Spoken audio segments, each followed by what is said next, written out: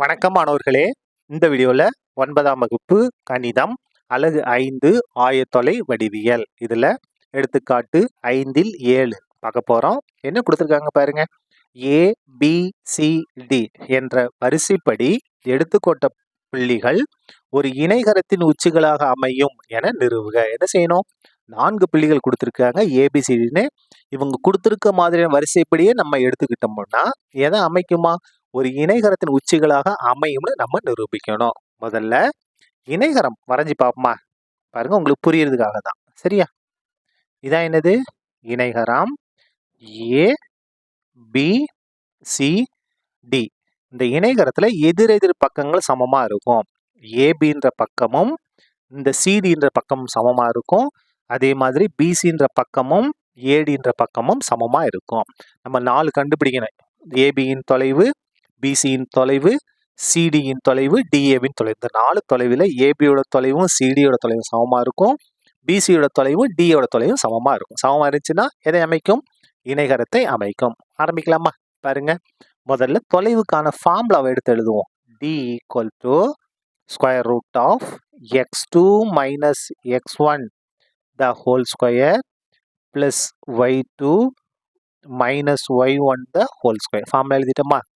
முதல்ல ஏபியோட தொலைவு கண்டுபிடிக்க போறோம். ஏன்ற புள்ளி பாருங்க -4,3. பீன்ற புள்ளி பாருங்க 3,1. இதனுடைய தொலைவு கண்டுபிடிப்போமா? பாருங்க, தொலைவு. So AB equal to square root of formula பாருங்க x2 minus x1 the whole square. அப்போ முதல் புள்ளி x1 y1, ரெண்டாவது புள்ளி x2 y2. x2 ஓட மதிப்பு 3, ஃபார்முலா மைனஸ் x1ஓட மதிப்பு -4.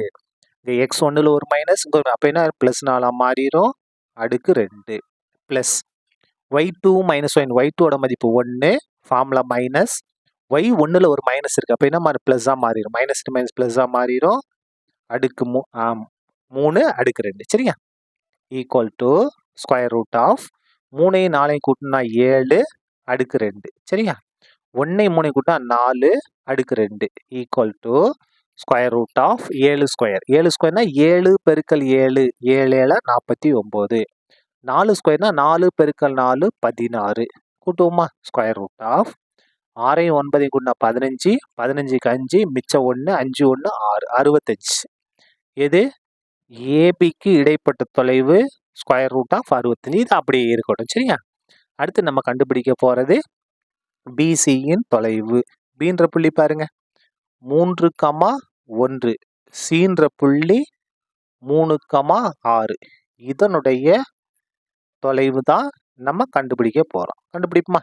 பாருங்க, BC equal to square root of முதல் புள்ளி x1 y1, ரெண்டாவது புள்ளி x2 y2. ஃபார்முலா என்ன?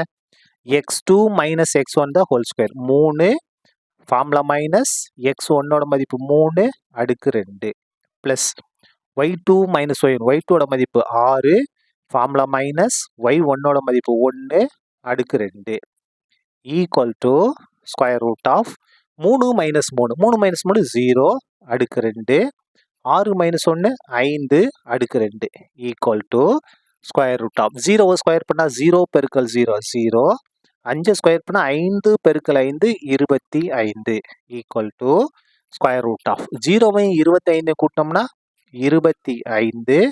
25க்கு நம்ம வர்க்கமூலம் எடுக்கலாம். ஈஸியாக எடுத்துக்கலாம். என்னது? 5 5 25. அப்போ 25 வர்க்கமூலம் ஸ்கொயர் ரூட் 5. இதான் என்னது? பிசியோட தொலைவு.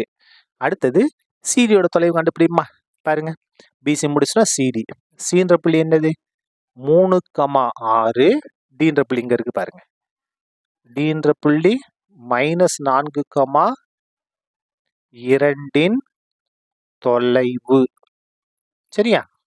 பாருங்க, CD equal to square root of formula அங்கே இருக்கு பாருங்க x2 minus x1 the whole square. அப்போ முதல் புள்ளி x1 y1, ரெண்டாவது புள்ளி x2 y2.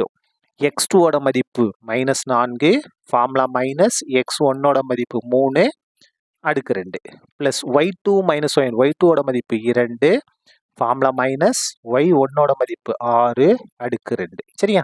இந்த ஃபார்முலாவில் அப்படியே பிரதிட்டு இருக்கோம். சுருக்கமா equal to square root of 2 ஒரே குறி. கூட்டி அதே குறியே போடணும். 4 3 கூட்டினா 7. என்ன 7? -7 அடுக்கு 2 அப்படியே வரும்.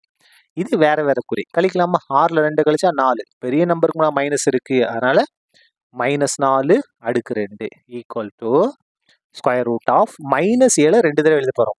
எழுதி பெருக்க போறோம். -7 பெருக்கல் மைனஸ் என்ன வரும்? Minus minus plus 7 49. அப்ப பிளஸ் 49. சரியா? பிளஸ் அதே மாதிரி தான் -4 2 தடவை எழுதி பெருக்க போறோம். -4 பெருக்கல் மைனஸ் என்ன வரும்? பிளஸ் 16 வரும். பிளஸ் 16. எப்படி பிளஸ் 16? மைனஸ் மைனஸ் பிளஸ் நாங்க 16. சரியா? Equal to 2 கூட்டிடுவோமா? எதை கூட்டணும்? 49ஐயும் 16ஐயும் கூட்டோம்னா 65. இதான் என்னது? சிடியோட தொலைவு. இன்னும் ஒரே ஒரு தொலைவு மட்டும் கண்டுபிடிக்கணும். என்ன தொலைவு? டிஏ. அப்ப டின்ற புள்ளி பாருங்க.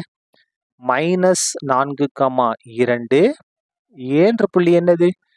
-4, -3. இதனுடைய தொலைவு தான் நம்ம கண்டுபிடிக்க போறோம். கண்டுபிடிப்போமா? பாருங்க. DA equal to square root of x2 - x1. முதல் புள்ளி x1 y1, ரெண்டாவது புள்ளி x2 y2. சரியா? x2 - x1. x2 ஓட மதிப்பு -4. Formula minus. இந்த ஃபார்முலா தான் பாருங்க. Square root of x2 - x1 the whole square plus y2 - y1 the whole square. அப்போ ஃபார்முலா மைனஸ் y1ல ஒரு அங்க x1 x2 - x1 x1ல ஒரு மைனஸ் ஃபார்முலா. அப்ப என்ன மாறிடும்? பிளஸ்ஸா மாறிடும். அடுக்கு 2 அப்படியே வந்துடும். பிளஸ் y2 ஓட மதிப்பு -3. ஃபார்முலா மைனஸ் y1 ஓட மதிப்பு 2 அடுக்கு 2. சரியா? Equal to square root of plus 4 -4 4 கழிச்சா 0 அடுக்கு 2. 2 ஒரே குறி. கூட்டி அதே குறியை போடணும். கூட்டினா 5 மைனஸ் தான் -5. சரியா? Equal to square root of 0 square பண்ணா 0 தான். பிளஸ் -5 2 தடவை எழுதி பெருக்கலாம். -5 பெருக்கல் -5 என்ன வரும்? Minus minus plus 5 25. சரியா? 25. 2 கூட்டுங்க. கூட்டினா என்ன வரும்? 0 25 கூட்டினா ஸ்கொயர் ரூட் ஆஃப் 25 அப்படியே வந்துடும். இந்த 25க்கு நம்ம என்ன செய்யலாம்? வர்க்க மூலம் எடுக்கலாம். 25க்கு வர்க்க மூலம் எடுத்தோம்னா 5. இது என்னது? டிஏவோட மதிப்பு. சரியா? பாருங்க, நமக்கு தேவையான எல்லா மதிப்புகளையும் கண்டுபிடிச்சிட்டோம். இங்கு எது வந்து சமமா இருக்கு பாருங்க. நமக்கு எதிர் பக்கங்கள் சமமா இருக்கணும். ஏபியும் சிடியும் சமம். பாருங்க, ஏபியோட மதிப்பு ரூட் ஆஃப் 65, சிடியோட மதிப்பும் ரூட் ஆஃப் 65. Root of 65. அதுக்கு அடுத்தது பிசியோட மதிப்பும் டிஏவோட மதிப்பும் சமமா இருக்கணும். பிசியோட மதிப்பு பாருங்க 5, டிஏவோட மதிப்பு பாருங்க 5. ரெண்டும் சமமா இருக்கு. இப்படி சமமா இருக்கிறதுனால, அதாவது ஏபின்ற பக்கமும் சிடின்ற பக்கமும் சமம், பிசின்ற பக்கமும் டி என்ற பக்கமும் சமமா இருக்கு. இப்படி சமமா இருக்கிறதுனால தரப்பட்ட புள்ளிகள் எதை அமைக்கும்? இணைகரத்தை அமைக்கும். தரப்பட்ட புள்ளிகள் இணைகரத்தை அமைக்கும்னு நீங்க எழுதினாலும் சரி, அப்படின்னா இணைகரத்தின் உச்சிகள் ஆகும்னு எழுதினாலும் சரி, எப்படினாலும் எழுதிக்கலாம். சரியா? இணைகரத்தின் உச்சிகள் ஆகும். இணைகரத்தின் உச்சிகள் ஆகும்.